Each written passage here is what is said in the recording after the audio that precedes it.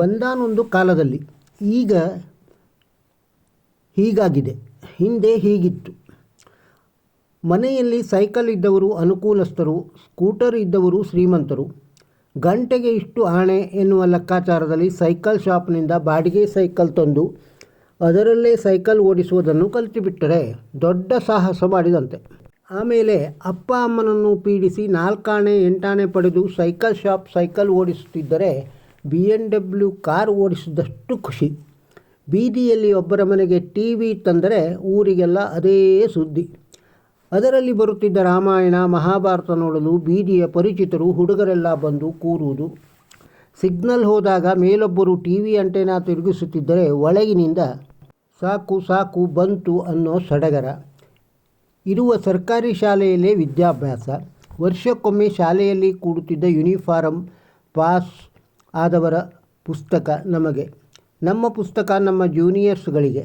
ಶಾಲೆ ಬಿಟ್ಟರೆ ರಸ್ತೆಯಲ್ಲೇ ಗೋಲಿ ಬುಗುರಿ ಕಣ್ಣು ಮುಚ್ಚಾಲೆ ಗಿಲ್ಲಿ ದಾಂಡು ಮುಂತಾದ ಆಟ. ಬೇಸಿಗೆ ರಜೆ ಬಂತೆಂದರೆ ಅಜ್ಜಿಯ ಮನೆ. ಮನೆಯಲ್ಲಿ ಎಲ್ಲರೂ ಒಟ್ಟಾಗಿ ಕುಳಿತು ಸೇವಿಸುವ ಆಹಾರ. ಹಬ್ಬಕ್ಕೆ ತಾಯಿ ಹಾಕುತ್ತಿದ್ದ ಎಣ್ಣೆ ನೀರು, ತಂದೆ ಕೊಡಿಸುತ್ತಿದ್ದ ಹೊಸ ಬಟ್ಟೆ, ಪಟಾಕಿಯ ಖುಷಿ. ಪಟಾಕಿಯನ್ನು ಬಿಸಿಲಿಗಿಟ್ಟು ಒಣಗಿಸಿಯೇ ಹೊಡೆಯಬೇಕು. ಹೋಳಿಗೆ ತಿನ್ನಲು ಹಬ್ಬವೇ ಬರಬೇಕು. ಪಾಯಸ ತಿನ್ನಲು ಮನೆಗೆ ಯಾರಾದರೂ ಬಂಧು ಮಿತ್ರರು ಬರಬೇಕು. ಗಣಪತಿ ತಂದರೆ ಅದನ್ನು ಬಿಡೋದಕ್ಕೆ ಮನಸ್ಸಿರಲಿಲ್ಲ.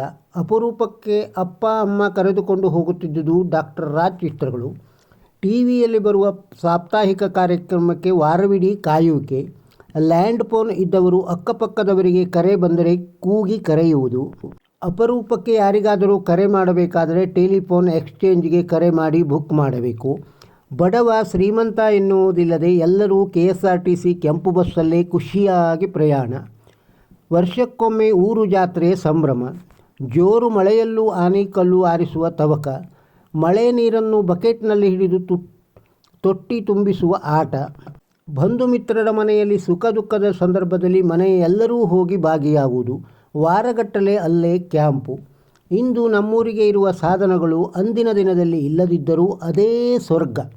ಇಂದು ಅಂಗೈಯಲ್ಲೇ ಜಗತ್ತು ಇದೆ, ದುಡ್ಡು ಇದೆ, ಮನೆಗೊಂದು ಕಾರಿದೆ. ನಲ್ಲಿ ತಿರುಗಿಸಿದರೆ ಬಿಸಿ ಅಥವಾ ತಣ್ಣೀರು ಬರುತ್ತದೆ. ಕ್ಷಣ ಮಾತ್ರದಲ್ಲಿ ಎಲ್ಲಿಗೆ ಬೇಕಾದರೂ ತಲುಪುವಷ್ಟು ಸುಖವಾದ ಸಾಧನಗಳಿವೆ. ಭೂತ ವರ್ತಮಾನ ಭವಿಷ್ಯತ್ಗಳನ್ನು ಭಗವಂತನಿಗಿಂತ ಚೆನ್ನಾಗಿ ಬಲ್ಲ ಮತ್ತು ಅದನ್ನು ವಿವರಿಸುವ ನ್ಯೂಸ್ ಚಾನೆಲ್ಗಳಿವೆ. ಸೆಕೆ ಆದರೆ AC ಇದೆ, ಚಳಿ ಆದರೆ ಹೀಟರ್ ಇದೆ. ರಸ್ತೆಗೊಂದು ಕಾನ್ವೆಂಟ್ ಇದೆ, ಹೋಟೆಲ್, ಆಸ್ಪತ್ರೆ ಎಲ್ಲವೂ ಇದೆ.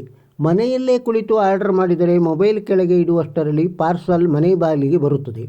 ಆದರೂ ಒಂದು ಮಾತ್ರ, ಆನ್ಲೈನ್ ಸೇರಿದಂತೆ ಎಲ್ಲೇ ಹುಡುಕಿದರೂ ಸಿಗ್ತಾ ಇಲ್ಲ. ಆಗಿನ ಕಾಲದಲ್ಲಿ ಸಿಗುತ್ತಿದ್ದ ಸಂಬಂಧ, ಸ್ನೇಹ, ಪ್ರೀತಿ, ವಿಶ್ವಾಸ, ಸಂತೋಷ, ಸುಖ, ನೆಮ್ಮದಿ ಹುಡುಕುತ್ತಿದ್ದೇವೆ, ಸಿಗುತ್ತಾನೇ ಇಲ್ಲ. ಇಂದು ಮನೆಯಲ್ಲಿ ಅನ್ನವೇ ಬೇಯುತ್ತಿಲ್ಲ, ಮನಸ್ಸುಗಳು ಮಾತ್ರ ಕುದಿಯುತ್ತಿವೆಯಲ್ಲ. ಅಡುಗೆ ಮನೆ ಸದಾ ಖಾಲಿ ಖಾಲಿ ಇರುತ್ತೆ. ಫೋನಿನಿಂದ ಕೂತಲ್ಲಿಗೆ ಊಟ ತಿಂಡಿ ಬರುತ್ತೆ. ಮನೆಗಳಾಗುತ್ತಿವೆ ಮಹಡಿಗಳಿಂದ ಎತ್ತರ ಎತ್ತರ. ಮನಸ್ಸುಗಳೇ ಆಗುತ್ತಿಲ್ಲ ಹತ್ತಿರ ಹತ್ತಿರ. ಸಂತೋಷ ಏನೆಂಬುದಕ್ಕೆ ಸಿಗುತ್ತಿಲ್ಲ ಉತ್ತರ. ಅಂದು ಬಿಸಿಲು ಮಳೆ ಚಳಿಗೆ ಮೈ ಒಗ್ಗಿತ್ತು. ಮನೆ ತಣ್ಣಗಿತ್ತು, ಒಲೆ ಹೊಗೆಯಾಡುತ್ತಿತ್ತು, ಬಿಸಿ ನೀರ ಹಂಡೆ ಹಬೆಯಾಡುತ್ತಿತ್ತು. ಕಣಜದ ತುಂಬ ದವಸ ಧಾನ್ಯ ತುಂಬಿತ್ತು. ಬಂಧು ಬಳಗದ ನಡುವೆ ಅನುಬಂಧವಿತ್ತು.